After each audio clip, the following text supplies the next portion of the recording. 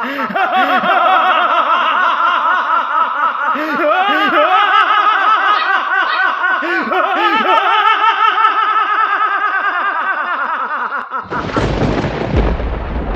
কংস, স্নেহধন্য ভগিনী দেবকীর বিবাহে আনন্দে আত্মহারা হয়ে আছো।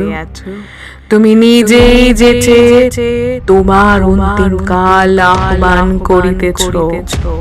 তোমার প্রিয় ভগিনীর গর্ভে জন্ম নেবে তোমার ধ্বংসের বীজ। তার গর্ভের অষ্টম সন্তানই হবে তোমার মৃত্যুর কারণ।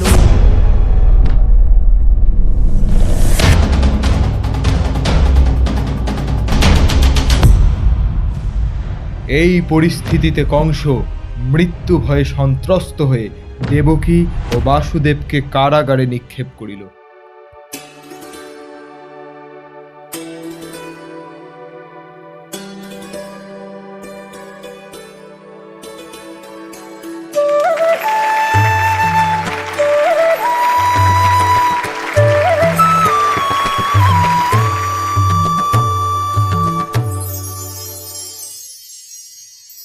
কিছুদিন পর নিয়তির অমোঘ বিধানে দেখা দিল সেই শুভ লক্ষণ। দেবকীর অষ্টম গর্ভে জন্ম নিলেন ভগবান শ্রীকৃষ্ণ।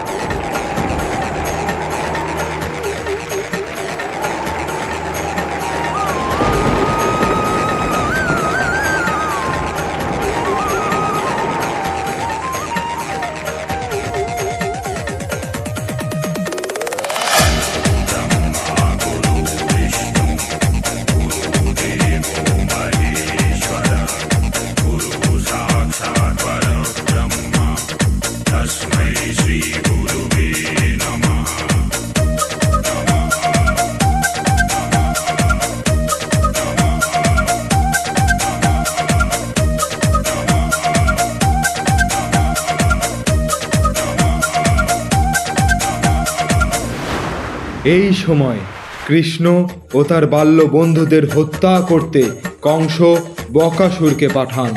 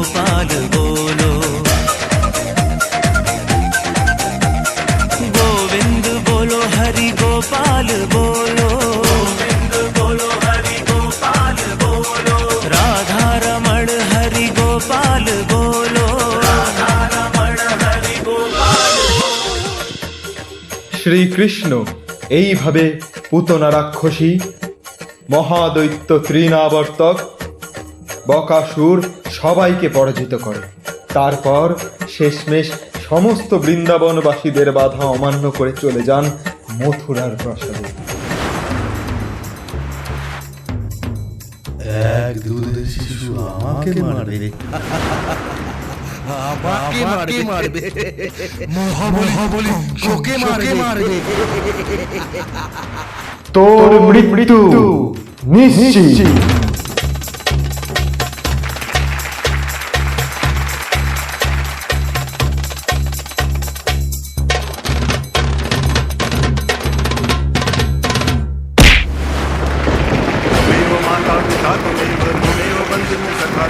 त्वमेव विद्याकरणं त्वमेव सर्वं मम देवदेव कायेन वाचा मनसेन्द्रियैर्वा बुद्ध्यात्मना वा प्रकृतिस्वभावात् करोमि यद्यत् सकलं परस्मै नारायणाय समर्पयामि अच्युतं केशवं रामनारायणं कृष्णदामोदरं वासुदेवं हरि गिरिधरं माधवं गोपिकावल्लभं जानकीनायकं रामचन्द्रं भजे हरे राम राम राम हरे हरे हरे कृष्ण